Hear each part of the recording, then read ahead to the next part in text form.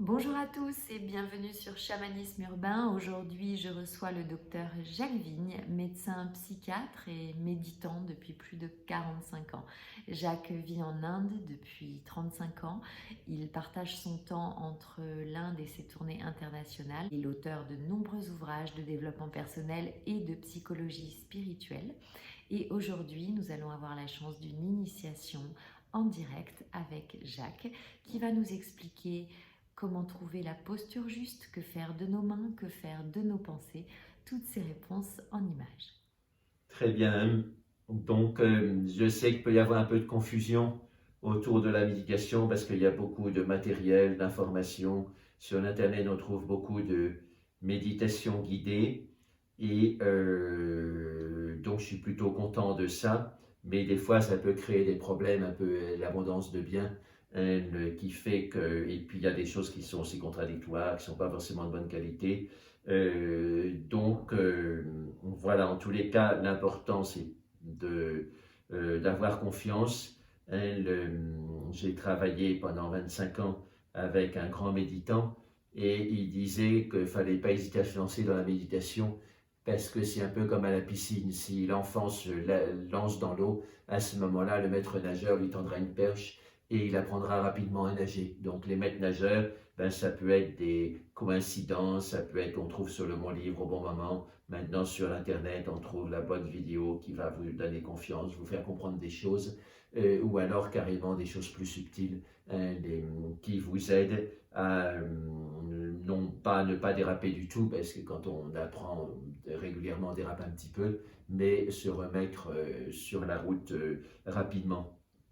Donc voilà, je me base aussi sur ce que dit une très grande méditante, Tenzin Palmo, qui a vécu 11 ans et demi dans une grotte. Et elle conseille aux gens qui demandent comment débuter la méditation, l'observation du souffle, parce que ça permet de lâcher la pression. Et puis ça a le grand avantage d'être au-delà des religions. Hein. Il n'y a pas un souffle chrétien, musulman, hindou, bouddhiste. Il y a le souffle et puis c'est tout. Et donc, on revient à des choses de base et c'est important. Donc, en plus, quand les gens essaient de méditer, c'est en général sur l'observation du souffle. Donc, c'est important de donner des précisions, des lignes directrices qui peuvent aider. Donc, on va fermer les yeux et puis déjà sentir sa posture.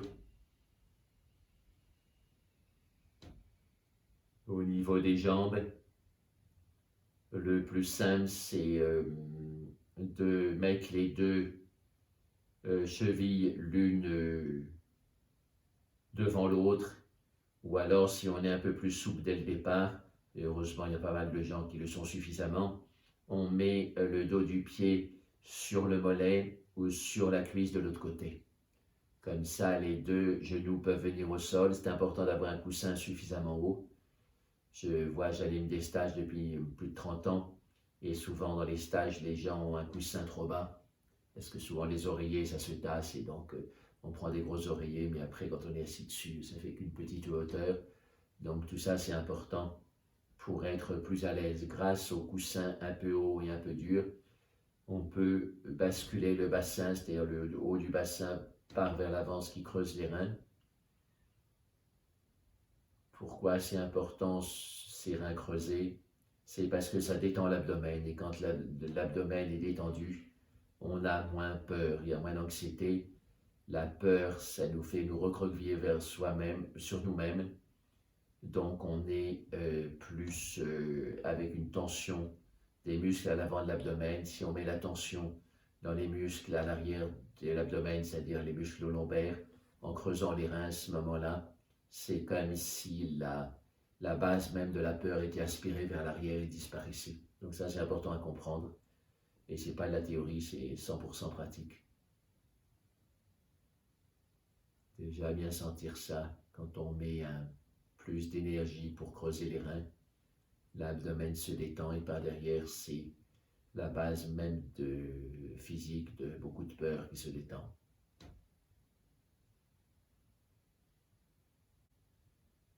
On a les deux mains l'une sur l'autre avec les pouces qui se touchent.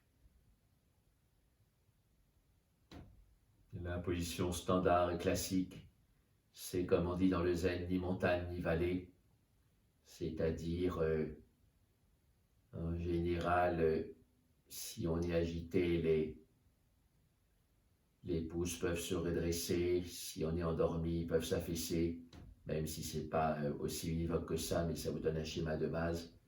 Et donc, en gardant les pouces horizontaux, on garde le juste milieu, ou aller au-delà de l'opposition entre somnolence et agitation mentale. Ça, c'est fondamental, quelle que soit la tradition qu'on suive, ou même si on fait de la méditation laïque, au-delà des traditions, on a à gérer l'alternance, tendance à somnoler et tendance à s'exciter.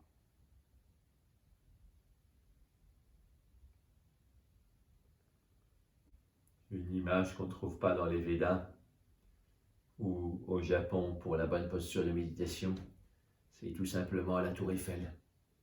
Voilà, c'est large en bas, et puis ça se recourbe, donc c'est le bas du dos, et puis ensuite ça file assez haut. Et la lumière de la tour Eiffel, on pourrait dire, c'est la lumière au niveau du visage et du centre du front, le troisième œil, comme disent les Indiens. C'est-à-dire quelqu'un qui médite bien, il y a une lumière sur le visage.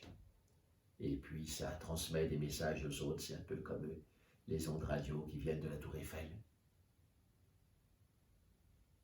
Mais évidemment, c'est l'idée de la tour Eiffel, c'est que c'est aéré, c'est-à-dire c'est léger comme structure. Est-ce que tu peux nous dire s'il est impératif de méditer assis et pourquoi cette posture et également la posture des doigts? Oui, donc la méditation allongée est tout à fait possible, mais simplement, il faut avoir une bonne décision pour rester conscient. Donc on peut s'entraîner aussi allongé avec les yeux ouverts, mais on en a besoin avec le stress, etc. Donc une astuce quand on revient par exemple du travail, c'est de commencer allongé pour bien détendre, et quand on sent qu'on s'endort, à ce moment-là on s'assoit avec le dos droit et ça fait une bonne alternance, et là on médite bien. Mais si on essaye de méditer directement dos droit, je l'ai fait pendant tout un temps, mais au fait on restait tendu et c'était pas si bon. La méditation c'est une relaxation, mais avec l'hyperconscience. Et donc on développe allongé la relaxation, et puis ensuite assis on développe l'hyperconscience. Voilà, et la position des doigts, donc c'est le masculin et le féminin, c'est le mariage intérieur, le dépassement des contraires. On a plein de contradictions en nous, mais avec ces pouces qui se touchent, ça se réunit, ça fait comme un pont entre deux moitiés de nous-mêmes qui sinon ont tendance à se chamailler. Et la posture assise de lotus ou demi-lotus? Oui, Pourquoi? c'est une forme d'amour intérieur. Dans le lotus, nos jambes sont enlacées, et donc c'est les deux parties de nous-mêmes qui s'aiment. Et donc, comme on dit, charité bien ordonnée commence par soi-même, bienveillance bien ordonnée commence par soi-même. Et donc, que nos deux moitiés du corps puissent être en bon terme, et pas comme un vieux couple qui n'arrête pas de se disputer, mais au contraire, comme un couple qui trouve son harmonie. Et donc, il y a deux méthodes de méditation. Soit on focalise complètement sur quelque chose, ça peut être un point qu'on regarde tout simplement, ou alors donc une sensation dans le corps, ou un trajet de sensation dans le corps. Et à ce moment-là, on n'est pas curieux, on laisse tomber tout le reste. Ou alors, on observe et on laisse les pensées courir un peu comme un petit veau tout fou.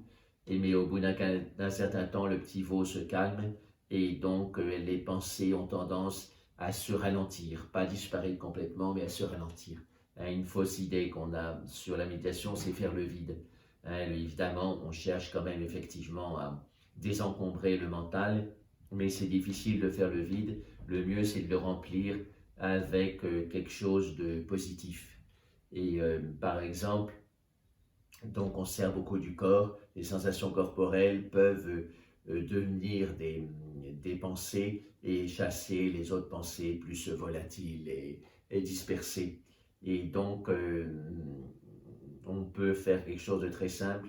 On ferme les yeux, quand on inspire, on sent la fraîcheur dans les narines, quand on expire, la tiédeur. Et l'idée, c'est de remplir complètement sa conscience avec ce bercement, fraîcheur à l'inspire, tiédeur à l'expire. Et à ce moment-là, ce sera tellement plein que on ne pourra pas rajouter des choses. Hein. Comme quand un seau est plein, par exemple, de sable, on ne peut pas mettre autre chose dedans parce qu'il est déjà plein. Donc, on prend un peu de temps pour ressentir ça. C'est non seulement de l'attention qu'on fait, mais c'est de l'attention à la plénitude. Et c'est de la plénitude de l'attention. Que rien d'autre ne puisse rentrer tellement on est plein.